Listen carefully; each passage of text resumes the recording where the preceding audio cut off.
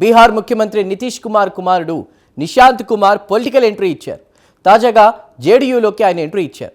ఈ కార్యక్రమానికి బీహార్కు చెందిన అనేక మంది రాజకీయ ప్రముఖులు హాజరయ్యారు. కాగా జేడీయూను బలోపేతం చేయడానికి తాను కృషి చేస్తానన్నారు ఆయన. త్వరలో ఆయనకు పార్టీలో కీలక పదవి లభిస్తుందన్న ప్రచారం కూడా జోరందుకుంది.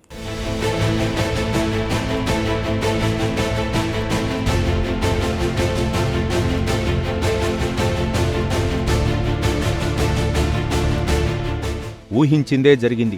బీహార్ ముఖ్యమంత్రి నితీష్ కుమార్ కుమారుడు నిశాంత్ కుమార్ తాజాగా పొలిటికల్ ఎంట్రీ ఇచ్చారు. తన తండ్రి నాయకత్వంలోని జనతాదళ్ యునైటెడ్ పార్టీలో చేరారు. పాట్నాలోని జేడీయూ ప్రధాన కార్యాలయం ఇందుకు వేదికైంది. కాగా నిశాంత్ పొలిటికల్ ఎంట్రీ కార్యక్రమానికి అనేక మంది రాజకీయ ప్రముఖులు హాజరయ్యారు. వీరిలో కేంద్ర మంత్రి లలన్ సింగ్, బీహార్ ఉప ముఖ్యమంత్రి విజయ్ చౌదరి, అనేక మంది సీనియర్ మంత్రులు, ఎమ్మెల్యేలు హాజరయ్యారు.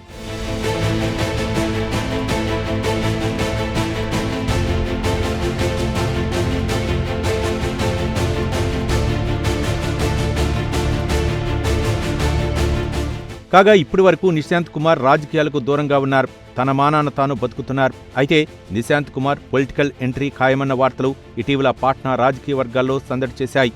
ఈ నేపథ్యంలో అందరి ఊహాగానాలను వాస్తవం చేస్తూ నిశాంత్ కుమార్ జేడీయూలో అధికారికంగా చేరిపోయారు. కాగా రాజ్యసభ ఎన్నికల్లో నితీష్ కుమార్ నామినేషన్ వేసి 4 రోజులు కూడా గడవకముందే నిశాంత్ కుమార్ పొలిటికల్ ఎంట్రీ ఇచ్చారు. అయితే నిశాంత్ కుమార్ పొలిటికల్ ఎంట్రీ కార్యక్రమానికి తండ్రి నితీష్ కుమార్ హాజరు కాకపోవడం గమనార్హం.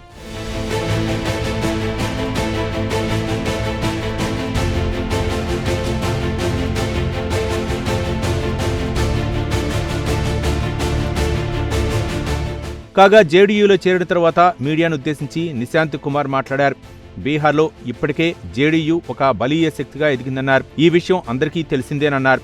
అయితే జేడీయూను మరింతగా బలోపేతం చేయడానికి తాను శ్రమిస్తానని నిశాంత్ కుమార్ వెల్లడించారు. బీహార్లో గడప గడపకు జేడీయూ సిద్ధాంతాలను తీసుకెళ్తానన్నారు ఆయన.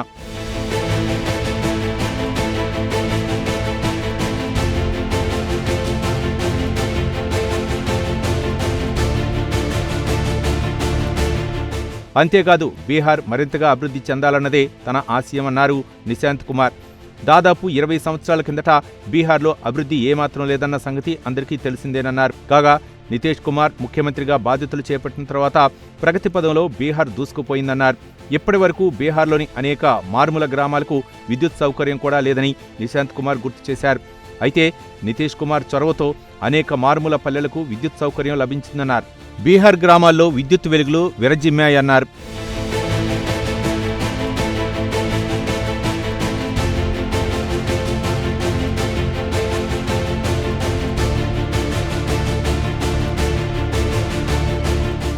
అలాగే నితీష్ కుమార్ ముఖ్యమంత్రి అవ్వకముందు శాంతి భద్రతల పరిస్థితి అత్యంత దారుణంగా ఉండేదన్నారు. రాజధాని నగరమైన పాట్నాలో సాయంత్రం అయ్యేసరికే వీధులు నిర్మానుష్యంగా మారేవని ఆయన గుర్తు చేశారు.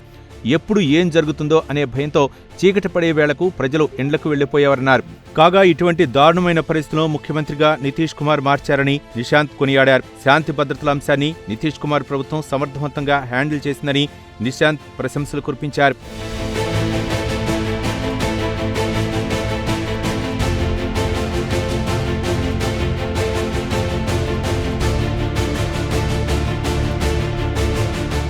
కాగా నితీష్ కుమార్కు వయసు మీద పడుతోంది. ప్రస్తుతం ఆయన ఎమ్మెల్సీగా కొనసాగుతున్నారు. ఈ నేపథ్యంలో నితీష్ కుమార్ వారసుడిగా ఆయన కుమారుడు నిశాంత్ కుమార్ రాజకీయ ప్రవేశం చేయాలని జేడీయూ కార్యకర్తలు చాలా కాలం నుంచి కోరుతున్నారు. చివరకు జేడీయూ కార్యకర్తల అభ్యర్థన మేరకు తాజాగా నిశాంత్ పొలిటికల్ ఎంట్రీ ఇచ్చారు.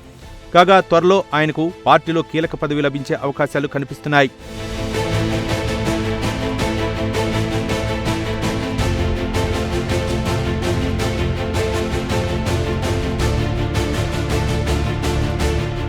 అయితే బీహార్లో జేడీయూకు ప్రధాన ప్రత్యర్థి లాలూ ప్రసాద్ యాదవ్ నాయకత్వంలోని రాష్ట్రీయ జనతాదళ్. అయితే ప్రస్తుతం లాలూ ప్రసాద్ రిటైర్మెంట్కు దగ్గరగా ఉన్నారు. దీంతో రాష్ట్రీయ జనతాదళ్ కార్యకలాపాలను లాలూ కుమారుడు తేజస్వి యాదవే చూసుకుంటున్నారు. ఆయన పర్యవేక్షణలోనే ఆర్జేడీ కార్యకలాపాలు కొనసాగుతున్నాయి.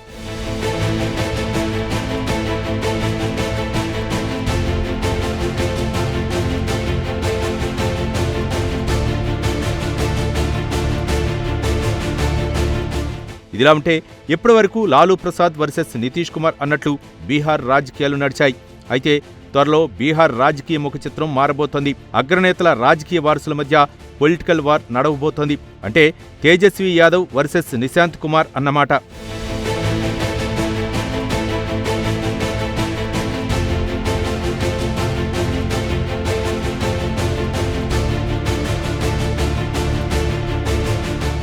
ఏది ఏమైనా బీహార్ రాజకీయ ముఖ చిత్రం త్వరలో మారబోతుందన్నది వాస్తవం.